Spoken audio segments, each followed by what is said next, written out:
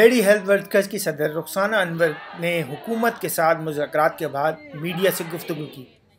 انہوں نے کہا کہ مذاکرات کرنے والے ساؤتھ پنجاب کے سیکریٹری ہیلتھ مینڈیٹ نہیں رکھتے تھے۔ لیڈی ہیلتھ ورکرز کے مطالبات ناکام ہو چکے ہیں۔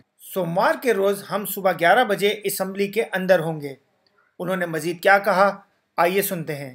بسم اللہ الرحمن الرحیم۔ آج مذاکرات طے پائے تھے health secretary south Punjab Ajmal بھٹی صاحب کے پاس۔ ہم تو چلے گئے اس لیے کہ یہ نہ سمجھا جائے کہ ہم مذاکرات کی ٹیبل پر نہیں جا دیں گے، جاری رکھیں گے۔ کل ہماری پوری تعداد انشاءاللہ تعالیٰ آئے گی۔